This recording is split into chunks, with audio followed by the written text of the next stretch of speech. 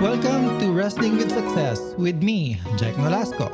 Dito sa podcast na to, we talk about real challenges. Yung mga laban sa buhay na minsan tahimik pero mabigat. Mga laban na may talo at panalo. Pero tandaan mo to, lahat tayo may laban. At dito mo maririnig ang kwento ng mga taong hindi sumuko.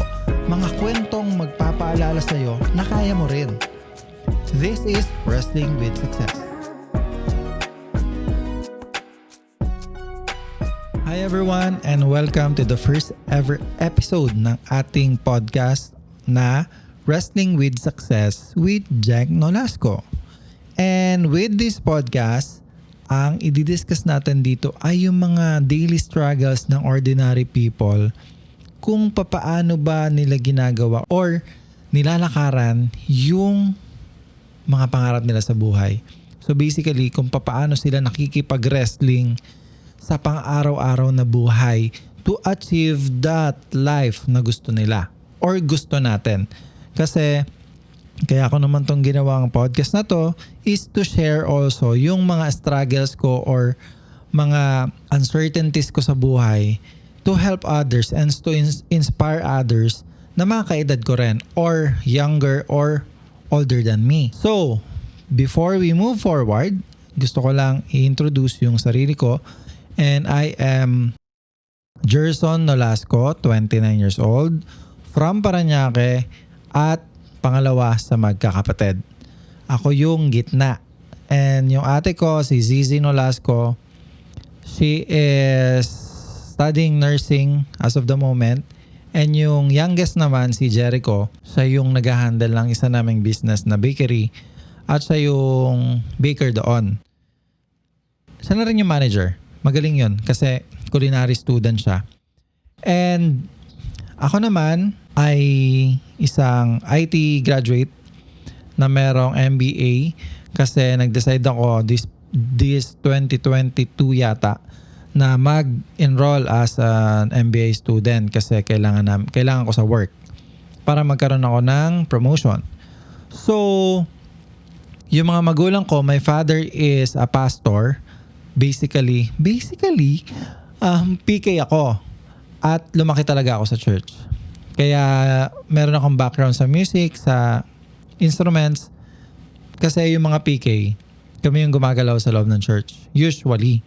At kami yung nagiging katulong ng mga tatay namin or nanay namin ng mga pastor at pastora. So doon ako lumaki. And my mother is a chef also sa karinderya namin sa Parañaque. So yung nag-handle ng karinderya business namin at doon siya nakafocus. Yung father ko, aside sa pagiging pastor, si Pastor Jerry, ay isa rin siyang lupon tagapamayapa ng Barangay San Dionisio. And recently, na-nominate siya as the Vice President of the whole District 1 ng Parañaque City bilang lupon. So congratulations sa tatay ko dahil dun sa gift niya na pagpapastor, naging mediator na rin siya sa mga cases sa barangay namin. At ang dami ko nga narinig na kwento sa kanya kung ano yung mga cases na mga dinidiscuss nila. So yun yung parents ko. And to continue about myself, 29 years old nga and yung main job ko is nasa renewable energy. Ang product namin is we call it Makay Banagrass at pioneering talaga siya sa Philippines. Nandito na yung company since 2010 and since then we are trying to educate the Filipino government or the Philippine government regarding this product or regarding this grass because this grass is leader for renewable energy. Kasi pwede natin siyang gawing biomass or panggatong na tinatawag natin sa Tagalog and use it for fuel sa mga power plant. Kasi para masolusyonan natin yung scarcity ng electricity sa Pilipinas, lalo na sa Visayas and Mindanao. And yun yung main job ko, mag-educate ng Pilipino na kailangan nilang gamitin ng banagrass para magkaroon tayo ng option at makatulong sa mga farmers. Yun yung basically my main job. And yung other jobs ko naman, I am a website developer sa isang international company. Meron din akong graphic artist job and video editing job and other small businesses like pharmacy and a coffee shop. And I am an insurance agent din. So, sa mga magpapa-insurance dyan, lumapit na kayo sa akin for PruLife UK. And I am a licensed financial consultant. Kaya, yun yung background ko talaga. Balik tayo dun sa pagiging college. So, during my high school, nung malapit na ako gumraduate, kailangan ko na mag-isip kung ano ba yung kukuhanin kong course for college. So, nag-i-struggle ako kung ano pa talaga yung gusto ko kasi bilang high school student na may capacity naman yung parents ko na makapagpaaral ng anak nila, mapagpaaral nila ako, kailangan ko mag-isip. Kahit na alam ko yung struggles nila, I know na gagawa sila ng paraan para makapag-college ako. Kasi hindi naman kami mayaman. During that time, yung mama ko, siya ang main income namin ay yung sa karinderya. At yung karinderya na yun, magkano lang naman yung kinikita nun, di ba? Tapos yung panganin kong kapatid, si Ate Zizi, nag-aaral din siya, college. So, it's my turn naman mag-isip kung ano ba talaga yung course ko. Since mahilig na talaga ako sa computer before, at nag-edit, photography is life ako noon, naisipan ko, siguro mag-IT na lang. Pero hindi ko siya first choice ha. Ang first choice ko talaga ay dentistry. Pero alam ko yung capacity ng utak ko na hindi ako magaling masyado sa academics. So, second option ako. Siguro since mahilig ako mag-edit, ba't hindi na lang mass comm? And then nag-research ako about mass comm is more on communication naman. Hindi naman ako magaling magsulat or magsalita nakatulad ng iba, ng mga journalist. But then merong isang option, yung digital arts. Pumunta ako ng FEU. Pagdating ko ng FEU, nag-exam ako. Di ba nga sabi ko sa inyo, hindi ako magaling sa academe at may hina ako sa mga written exams. Hindi ako pumasa for scholarship. At kung itutuloy ko siya, sobrang mahal ng tuition. So, moving forward, ang pinakapangarap ko talaga ay maging piloto nung bata pa ako. Pero until now, hindi ko pa rin naman siya sinusukuan at in the near future, praying and God's willing at makapag-ipon at magkaroon ng pera ay magpipiloto tayo. Pero dahil doon, di natin siya kaya, nag-IT muna tayo nung college. So nakipag-wrestling ako nung college sa mga professors ko, sa mga classmates ko para makapasa lang. At hindi ako yung estudyante na great sa academics. Sabi ko nga, di ba paulit-ulit? Ako yung estudyante na hindi talaga ako magaling sa school. Ako yung estudyante na sakto lang, na makapasa lang. Pero may mga bagay naman na nag-excel ako. Tulad ng mga extracurricular activities. Na yan, kasali ako sa stage group. Itong stage group, broad siya. Isa siyang group sa STA Global that was founded by Sir Mark Molina. Kaya doon ako sumali kasi lahat doon kinikater nila.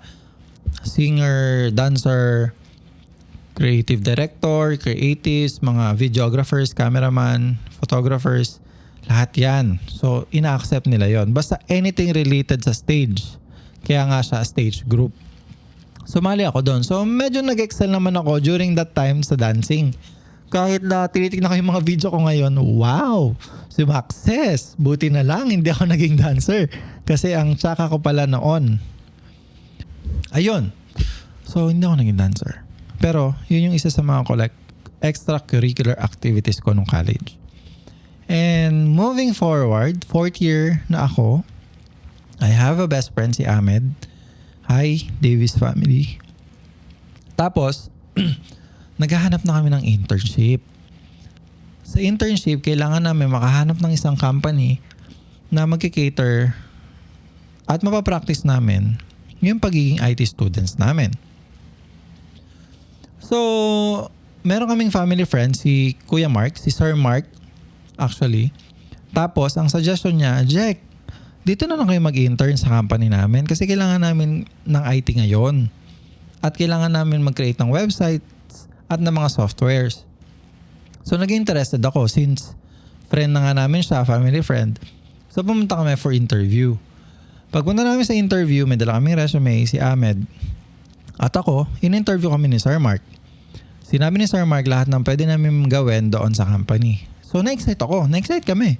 During that time, talagang excited kami, nakuhanin agad yung internship. Tapos ito pa, meron siyang allowance, 5,000 a month, di ba? Not bad. Kasi hindi lahat ng company nagbibigay ng allowance sa mga interns. So, paglabas namin, si Ahmed, kinausap niya ako, sabi niya, bro, medyo nagdududa kasi ako eh. Parang hindi ko kaya yung mga gagawin natin. So, ako naman, may ganun din. Kasi, to be honest, opportunista ako. Pag may opportunity, ginagrab ko talaga. So, sabi niya, bro, pag-isipan natin, hanap tayo ng ibang internship yung medyo madali lang. Binigyan ko siya ng chance. Kasi sige bro, hanap tayo ng iba. Tapos pumunta kami may nahanap kami sa Guadalupe na maliit na office. Hindi ko alam kung anong ginagawa nila. Basta nag-apply kami ron bilang IT. Ang gusto lang talaga namin is mag-xerox at mag-photocopy ng kung ano-ano. At maging code. Kasi bata pa eh. At hindi kami nakapasok doon, unfortunately. Tapos, si Ahmed, meron siyang isang option, parang Lalola yata yung company, something na as graphic artist. At hindi rin siya nakapasa doon. Kaya ang ending, kina-follow kami ni Sir Mark, bumalik na lang kami sa kanila as an intern. So no choice, sabi ko kay Ahmed, bro, kung gusto mo hindi, tutuloy ako, pupunta ka bukas sa office. At mind you ha, birthday ko yun, kinabukasan.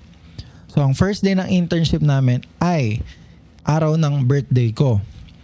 At walang choice si Ahmed kundi sundan ako dun sa company. And because of that, the rest is history. Inabsorb kami ng company as a regular employees at naging head kami ng mga departments. Si Ahmed naging head siya ng foundation at ako naman naging head ako ng IT dun sa company. Since startup company lang to ha. Pero they have the means. So until now, andun ako sa company na yon. Ang tagal ko na, parang 7 years, 8 years na ako sa company. Si Ahmed, nag-decide siya na mag-resign. So hindi na kami magka-work. Pero for the last years, magka-work talaga kami ng best friend ko. So ayun. And yung struggles namin to na humanap ng internship at maghanap ng iba at hindi kami natanggap, at doon lang din pala kami maglaland. So meron pa rin talagang blessing na natanggap namin kasi kami ay na regular. At dahil doon, nakabili kami ng mga bagay na hindi namin nabibili before at di namin nagagawa before. Kaya thankful kami kay Lord dun sa mga bagay na yun.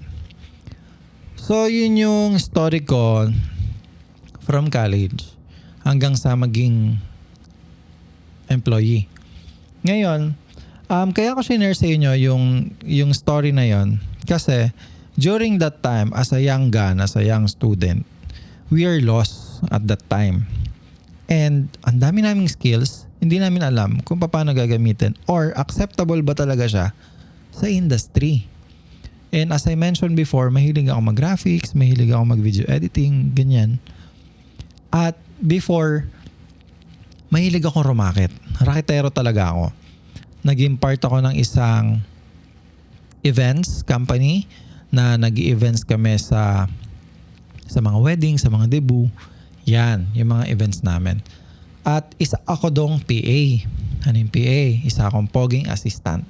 Siyempre ako may hawak ng mic, ako lang yung pogi dito. So yon, naging PA ako during that time. So confident naman ako sa sarili ko na kaya kong mag-land ng kahit anong job. Pero may doubt pa rin ako na baka hindi pa enough yung knowledge ko or baka bobo talaga ako sa totoong buhay. Baka ako lang yung titingin sa sarili ko na kaya ko. But this struggles ay pinatunayan ko sa sarili ko na kaya ko pala yung mga bagay na kinakatakot ko before. So with that, ang advice ko sa mga fresh grad or sa mga interns na naghahanap ng job or ng mga internship ninyo or sa mga bagong graduate, sa panahon ngayon, start with startup companies. Mag-apply kayo sa kanila. Kasi yung mga startup companies na yan, hindi man sila ganun kalaki. But that will be your basis for your next employers. What I mean is, pwede mong gamitin yung knowledge mo from the bottom of the position ng isang startup companies hanggang sa pinakamataas. Usually kasi sa mga startup companies, lahat ng position madadaanan mo. With that, meron kang opportunity na maging part ng pioneering team nila kapag naging successful na siya. Okay? At maganda yun sa resume nyo. And that's what happened to me, at least. Pero kung talaga nakapag-land kayo ng job sa malalaking companies at alam nyo na kaya nyo na makipag-compete sa mga next positions na pwede nyong puntahan in the near future, go for it. Basta make sure that you will wrestle with yourself. Okay? Kailangan ilabas mo sa sarili mo yung the best na kaya mong gawin. Kasi kapag hindi, what's the point of wrestling? Or what's the point of working if you will not be successful? Okay? Oh, also, I almost forget. Basta yun, munti ko na makalimutan. Narinig ko kay Ate Laika Maravilla. She's a podcaster also. Sabi niya, ano ba yung definition mo ng success? Kasi magkaiba tayo minsan ng definition ng success. It's either yung definition mo ng success is meron ka ng bagong kotse, meron kang bahay, meron kang magandang career, meron kang magandang laking sahod. Yun yung success for you. Baka yung success sa ibang tao is sumahod sila ng pangkain nila today, tapos makapagbayad sila ng tuition, at makapagkaroon ng pamasahe. Baka yun yung success for them. Kaya magkaiba tayo ng measure ng success. So whatever it is, small or big, it is part of you, who you are, is a success story. Even small or big. Okay? Kaya with this podcast, everyone, gusto ko sana i-practicein natin yung celebrating with small successes. Like celebrating kahit na napakaliit lang yung isang bagay na nakuha mo na matagal mo nang gustong makuha. To share with you then, pag nagsa-celebrate ako ng mga small success ko, ng mga small achievements, pag nakita mo ako nag-story ng original glaze ng Krispy Kreme, ibig sabihin, I am celebrating something. So, hindi mo alam, it's either big or small, I'm still celebrating. Kasi nga, it is to be grateful. Kasi, nanalo ako doon sa bagay na matagal ko nang nilalabanan. Na matagal na ako nakikipag-wrestling sa bagay na yon. So, with that having to wrestle with my internship at nung college ako, so nagland ako sa magandang position sa trabaho. So ngayon, from intern, I am now a director of operations with that same company. 'Di ba? Kaya makipag-wrestling lang tayo sa sarili natin and let us do better every day for ourselves. Tama? Tama. At bago tayo matapos, gusto ko lang sana i-share sa inyo itong Bible verse na nakita ko kung saan si Jacob nakipag-wrestle siya with God. Jacob wrestles with God. In Genesis chapter 32 verse 22 to 32. Sabi doon, that night Jacob got up and took his 2 wives, his 2 female servants, and his 11 sons and crossed the ford of the Jabbok. After he had sent them across the stream, he sent over all his possessions. So Jacob was left alone. And a man wrestled with him till daybreak.